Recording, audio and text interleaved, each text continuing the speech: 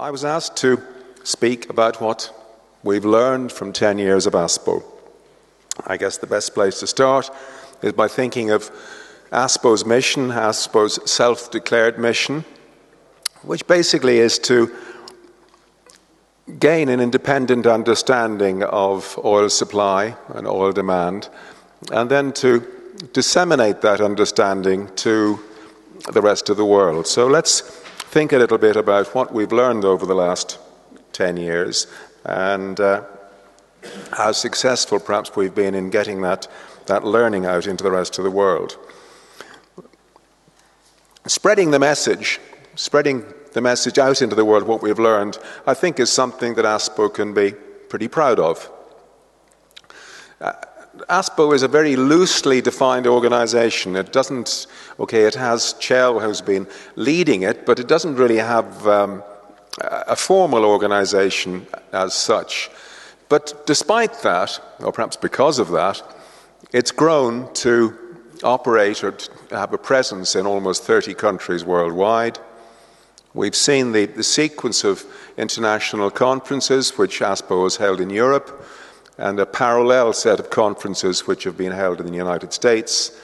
And I think it's true to say that these conferences attract more and more people each year and do get a message out to politicians, like the people we saw earlier today, and to opinion leaders. In Ireland, where I come from, we were fortunate until our last general election to have an ASPO member as Energy Minister. I think it's probably fair to say, didn't have an awful lot of support from his ministerial colleagues in pushing forward ASPO principles and ASPO ideas, but it is possible, I think, for us to influence people at ministerial level and to get something useful from them. And certainly the concept of peak oil, the phrase that Colin Campbell, assisted by Chell and others back in the early days of ASPO, that this phrase has got out into the general public. People use it, people understand it. When I talk to people I meet on buses or in pubs or in grocery shops about peak oil, they know what I'm talking about. So we have got this message out. We may not have got a lot of action, but we've got at least interest. But there are still lots of things that haven't worked.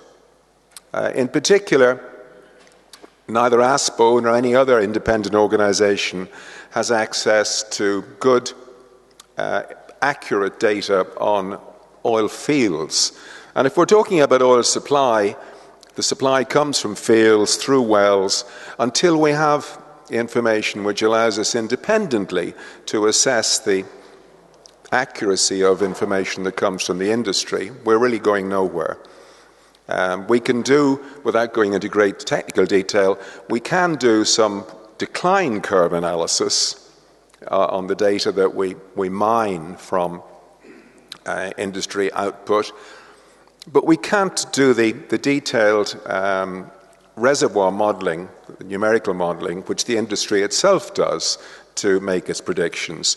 Decline curve analysis is a technique which goes back to about 1905, 1910.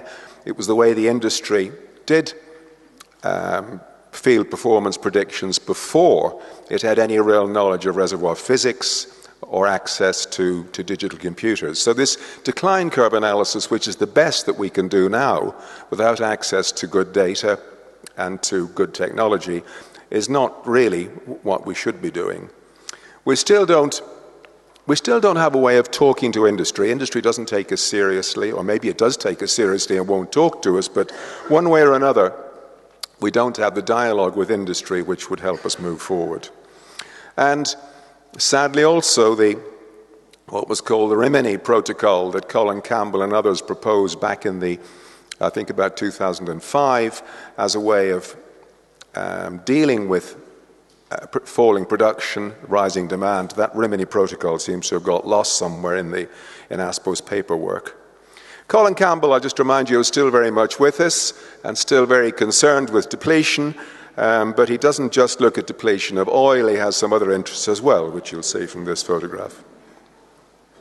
So the message, ASPO's responsibility for spreading this message, I think we can be reasonably proud of what's been achieved. Let's go back and think a little bit more about the technical side, the connection between supply and demand. What governs supply, what governs demand, the relationship between them.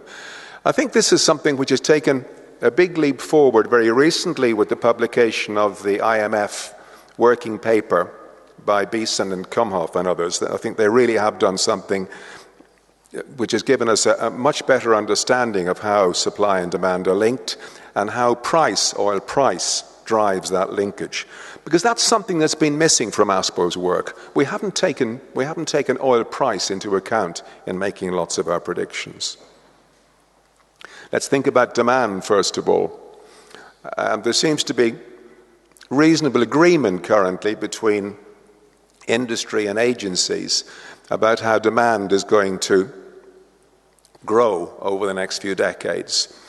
And it looks as though a figure of somewhere around 105 million barrels a day is the level which a lot of people feel is going to be required by 2030.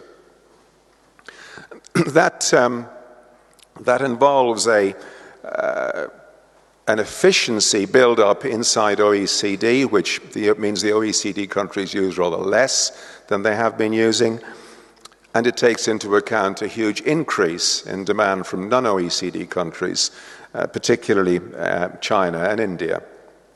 But actual demand is going to depend on the end on the world economy. How much can we afford to pay for our oil? If we can't afford to pay very much, well, the industry isn't going to produce very much. If the economy booms, which seems unlikely, and we can afford to pay more for our oil, well, then maybe supply will easily meet that demand. Sadly, most of the growth in demand seems to come from transport, and this is something which surely we should be able to do something about. These are fairly rough figures, but what we see when we look at cars, which are the things which I suppose we perhaps should be most easily able to deal with, we see car fuel usage improving quite dramatically, particularly in China. Also in the US and the EU, but the US still, 20 years from now, lagging behind other parts of the world in terms of its fuel efficiency. Car ownership we see more or less static in the US and in Europe, but a huge increase in China. So the increase in liquid fuel usage is mainly driven by motor cars, or caused by motor cars, and located in China. This is something that we still should be able to tackle, do something about. Whoops, I'm sorry. Now, so demand then, I think we can say, reasonable agreement, the industry and various agencies seem to see much the same sort of number for demand, but ultimately price will determine what that demand is. When we look at supply, again, price is going to determine what supply is. If the real oil price stays around $100 a barrel, certain types of fields will be produced, certain types of secondary and tertiary recovery will occur. If the oil price goes to $150 a barrel, there'll be more activity. So we must never lose sight of the connection between supply and price. The resource from which we're going to produce that oil, I think we know fairly well. It's determined by geology. There's some uncertainty still, I guess, about the unconventional oil resource, but we've got a pretty good handle on resource. What we don't have a good handle on is recovery efficiency.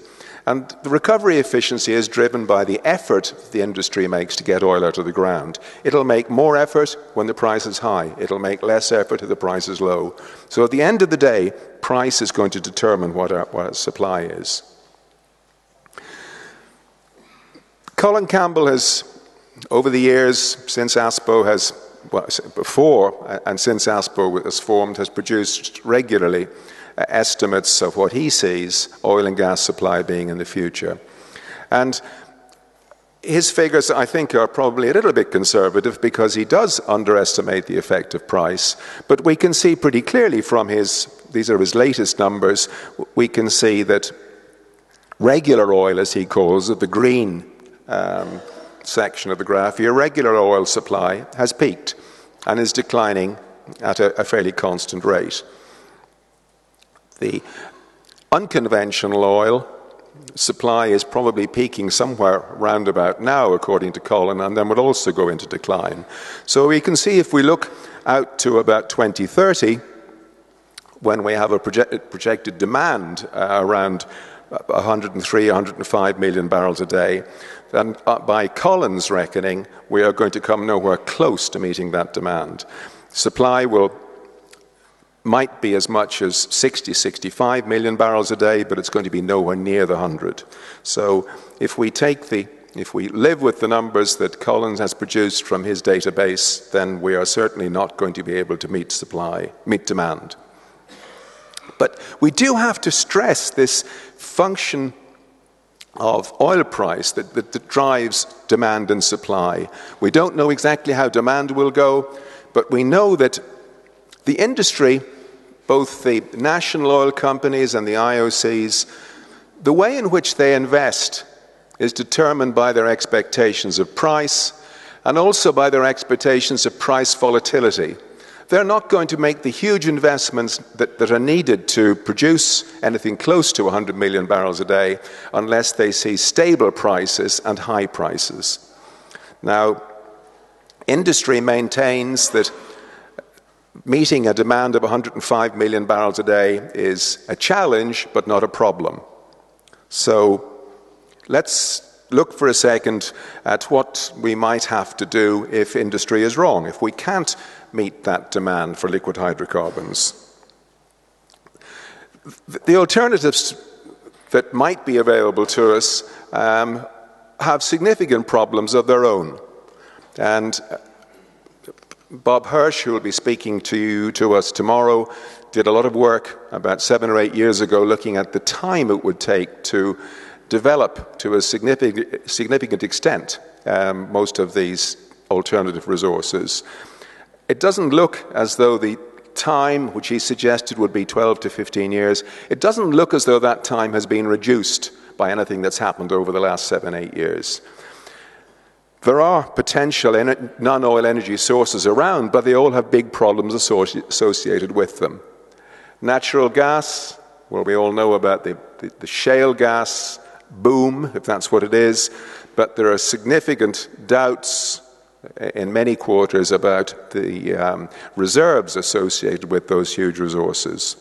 Nuclear fission, we've already heard from a couple of people of the problems with nuclear fission. We still have this waste problem, if it really is a waste in the first place. Nuclear fusion is no closer to being a help to us than it was 10 years ago. Biomass, solar, wind, tide, all of these things, yes, they're coming, and yes, every year we produce more and more energy from them, but they're growing from such a small starting base that it's difficult to see how they're going to fill a gap between oil supply and oil demand. Colin Campbell's numbers have changed a little. His successive estimates do show some growth. The peak moves a little bit. The peak may move a year, 2 years, 3 years. But the significant thing is the decline rate after the peak doesn't change, or doesn't change significantly. This task of which the IOCs, the NOCs face in filling the gap created by the decline in production from existing fields is a huge challenge. So the timing of the peak really isn't particularly important. It's what happens after the peak. And there, certainly all of Colin's successive forecasts show little change. The industry suggests that it knows where additional oil is going to come from. It has sources which it believes are economically viable, secure, and so on. It talks about OPEC, Saudi Arabia, Iraq, and NGLs from OPEC gas. It talks about new discoveries elsewhere, biofuels, oil sands. But it's all very well to talk about these. Certainly are positives associated with them, but there are lots and lots of negatives. And when you look at them in detail, although we may see places like Iraq where production perhaps can be doubled, we may see oil sands within 15, 20 years starting to produce more significant volumes. It really is difficult to believe that overall, given the negatives associated with these potential sources, that we can do anything to increase production substantially over current levels. Technology is the sort of fallback. If you talk to people from the industry, basically their fallback position is, well, yes, Saudi Arabia may not produce as much as we hoped, Iraq may not produce as much as we hoped, but this idea of technology as a driver of new production is still very much around. And technology is going to drive additional supply. There's no doubt about that, unless prices fall to unprecedentedly low levels. We can look at different technologies, how they've affected production over the last decade, and how they might affect production over the next couple of decades.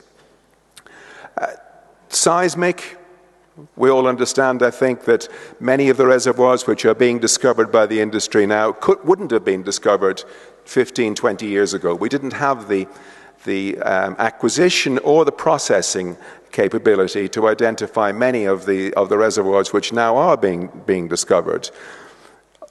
Ultra-deep drilling and deep water development, again, starting to make a significant contribution. But the big contribution that the industry, I think, hopes to see, or the place that the industry hopes to see a big contribution coming from over the next few decades, is in optimizing water flood projects and in tertiary recovery. We know where our existing oil fields are. There's no discovery process, there's no discovery risk there. What we want to be able to do is to increase the recovery efficiency from these fields. Water flooding, I guess most people are aware how common water flooding is around the world, but the industry produces roughly 10 barrels of water for every barrel of oil it produces. So it's processing something like 700 million barrels of water every day. It's a tremendous amount of water. It costs a lot of money. It causes a lot of infrastructure problems. If we could do this water flooding more efficiently, it would make a big difference to the cost of oil production and to our ultimate supply. Tertiary recovery only works when we have high oil prices. Most tertiary recovery processes are extremely expensive. With high oil prices, there is a significant contribution to come from tertiary recovery. And then there's some other things I've listed here which can make significant contributions. As we get better at collecting reservoir data and processing that data, as our reservoir engineering processes become more accurate, we can certainly hope to see significant recovery efficiency increases from existing fields as well as from future ones. One of the things that we've learned a lot about over the last 10 years is about the non-cash costs of developing new fields, particularly challenging fields in remote areas, deep water, and so on.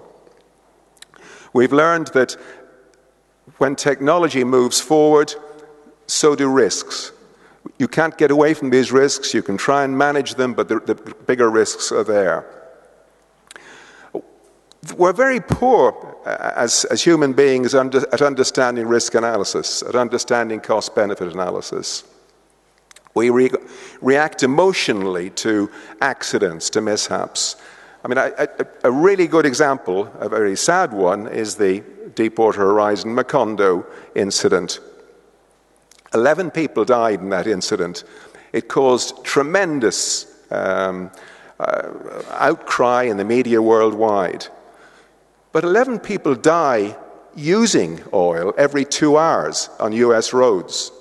Every 2 hours, 11 people die, and it causes apparently no reaction at all. So we've got to get things in context. Yes, it's awful that we have accidents, but as we push the technology, we are going to have accidents. NASA had accidents. What we try and do is limit those to a minimum, but we've got to be aware that if we want oil coming from more difficult places, it's going to come at a cost. So the same thing applies, of course, to the alternative industries, shale gas and oil. We're seeing now the environmental consequences of trying to produce fluids with extremely small well spacings. We're all aware of nuclear, coal, biofuels. Interesting, certainly in Ireland over the last year or two, as the wind industry, the power from wind industry expands, excuse me, we're starting to see a backlash from environmentalists who don't like the towers, the wind towers. They don't like transmission lines. There's an environmental cost to all of these things, whether it's oil, whether it's nuclear, whether it's wind. We've got to recognize these things don't come free. There's a cash cost and there's an uncash cost. And that's something I think we're just starting to learn. People are just starting to accept over the last few years.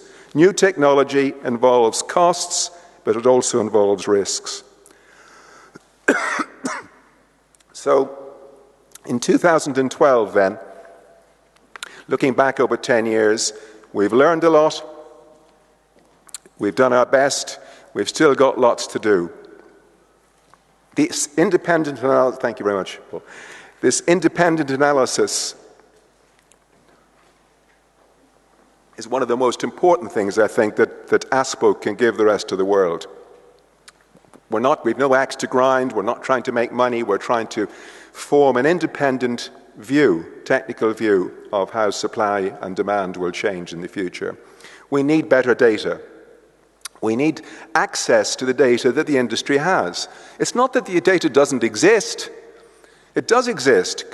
Go to Aramco, go to KOC, go to Exxon, go to BP. The data is there, but the data stays in their offices. And this objective is too important to be left without good data, access to good data. So we need good data. We need to be able to look at individual oil fields and carry out performance audits on those fields.